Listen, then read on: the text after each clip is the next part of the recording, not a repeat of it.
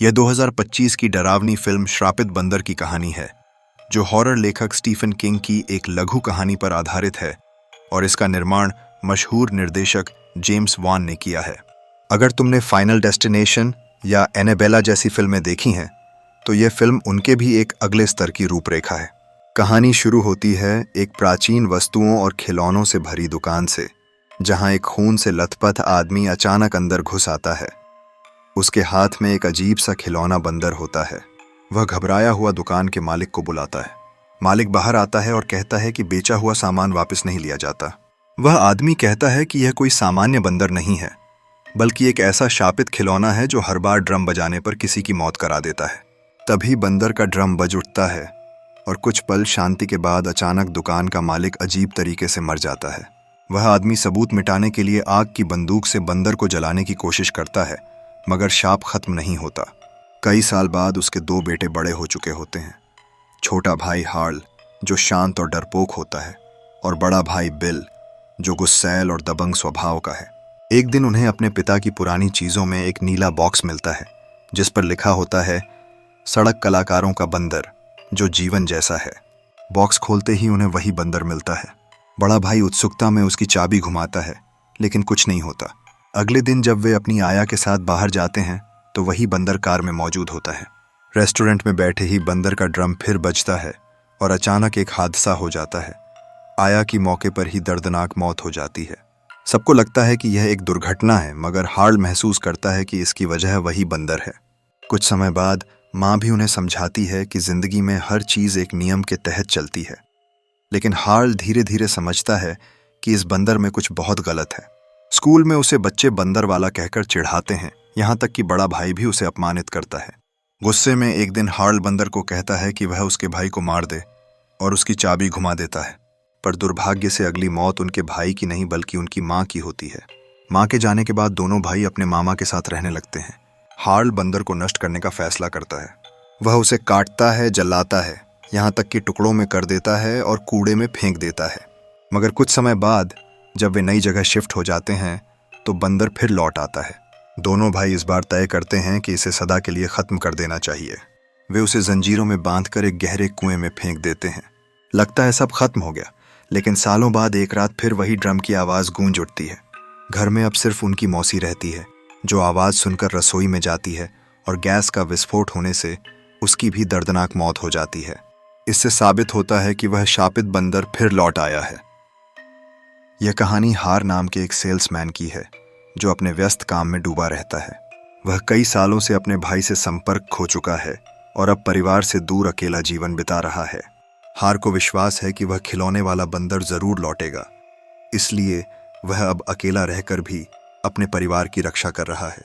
हर साल उसे केवल एक हफ्ते के लिए अपने बेटे से मिलने की अनुमति होती है।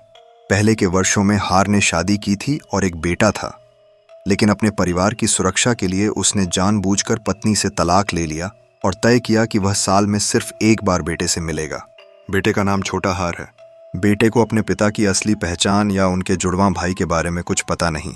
इसी बीच पुराने घर के पास एक घुंघराले बालों वाला आदमी आता है। वह फर्नीचर और घरेलू सामान बेचते स्टॉल के पास अपने स्केटबोर्ड पर पहुंचता है। यह सब हार की बुआ के सामान होते हैं। आमतौर पर किसी घर को बेचने से पहले एजेंट पुराने मालिक की चीजें हटा देते हैं। उन सामानों में रखे खिलौने वाले बंदर ने उस लड़के का ध्यान खींचा और उसने तुरंत उसे खरीद लिया। दूसरी तरफ हार अपने बेटे के साथ एक मोटल में रुकता है। उसने बेटे से झूठ बोला कि वे एनिमल पार्क घूमने जा रहे हैं, लेकिन असल में उनके बीच कोई खास बातचीत नहीं होती और दोनों जल्दी सो जाते हैं। तभी हार को सपना आता है। एक अंधेरे कमरे में कोई विशालकाय हाथ उसे पकड़ लेता है। वह गिरता चला जाता है और फिर एक खिलौना बंदर हाथ में चाकू लिए हमला करता दिखाई देता है।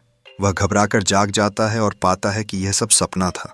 कमरे का ऐसी बंद हो चुका था जिसे वह दोबारा चालू करता है। तभी उसका फोन बजता है। 10 साल बाद उसके जुड़वां भाई का कॉल आता है। वही बेफिक्री भरी आवाज, वही पुराना लहजा। भाई बताता है कि उनकी बुआ की मौत हो गई है और पुलिस ने उसे हादसा बताया है, लेकिन उसे शक है कि यह खिलौने वाले बंदर से जुड़ा हुआ है। वह चाहता है कि हार पुराने घर जाकर हालात देखे, क्योंकि अगर किसी ने बंदर को हाथ लगा लिया तो परिणाम भयानक होंगे। हार नहीं चाहता कि उसका फिर से उस शापित खिलौने से कोई लेना देना हो। अगली सुबह वह बेटे को जगा देता है और निर्णय करता है कि बेटे को होटल में रखकर खुद घटनास्थल जाएगा। बेटे को खिलौने की बात तो नहीं पता, लेकिन उसे यह ज़रूर मालूम है कि उसके पिता को गोद लिया गया था और दादी की मौत भी रहस्यमयी थी। इसीलिए वह अपने पिता के साथ चल पड़ता है। दोनों बुआ के घर पहुंचते हैं। वहां एक महिला मिलती है जिसे बिल ने बुलाया था ताकि वह फर्नीचर संभाल सके। वह मजाक मजाक में कहती है कि बुआ की मौत के बाद उस इलाके में कई लोग रहस्यमय ढंग से मारे गए। छोटा हार यहाँ जान जाता है कि उसके पिता का एक जुड़वां भाई भी है। हार खिलौने को ढूंढना चाहता है ताकि उसे रोक सके, मगर तभी दरवाजा जो कभी बंद नहीं होता था अचानक फंस जाता है। हार उसे रोकने की कोशिश करता है क्योंकि उसे खिलौने की धुन सुनाई पड़ती है। दरवाजा खुलते ही बंदूक चल जाती है और वह महिला मारी जाती है। हार को मजबूरन गवाह बनकर पुलिस के सामने बयान देना पड़ता है। थोड़ी देर बाद बिल दोबारा फोन करता है। वह कहता है कि बंदर वहां नहीं है और स्थानीय लोग एक एक कर मर रहे हैं। यह सब उसी खिलौने की करतूत है। दोनों भाई मिलने का वादा करते हैं। जब हार एक पुराने टेलीफोन डायरेक्टरी पर ध्यान देता है तो उसे मैडम हो नाम की कोई लिस्टिंग दिखती है। वह उस नंबर पर कॉल करता है तो बिल का वॉइस मैसेज बजता है। वह बंदर के वारिस की तलाश में है। अब हार सोचता है कि क्या यह सब बिल की ही चाल है।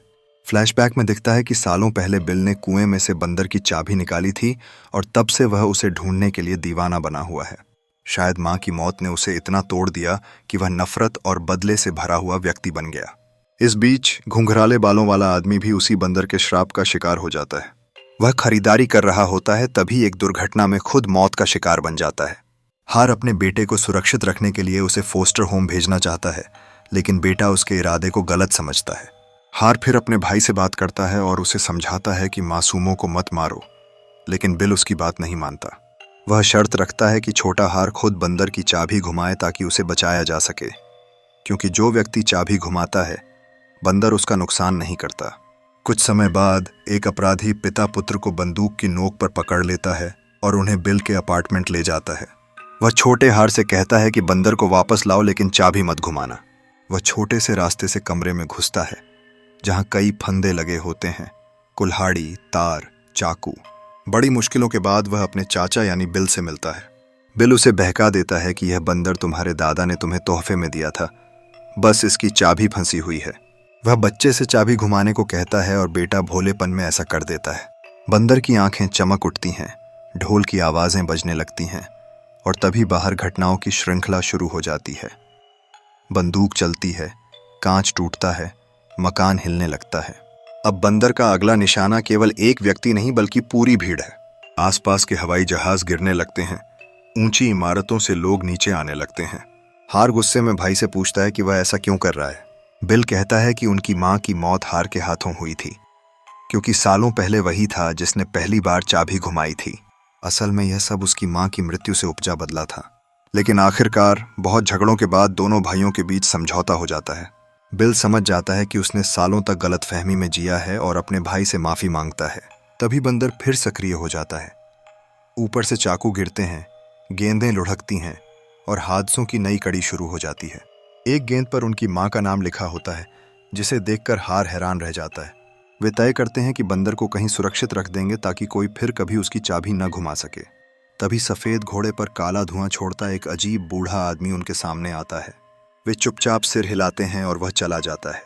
कुछ देर बाद जब वे कार से आगे बढ़ते हैं तो एक और सड़क हादसे में एक गाड़ी पूरी तरह कुचल जाती है। कहानी यहीं खत्म हो जाती है।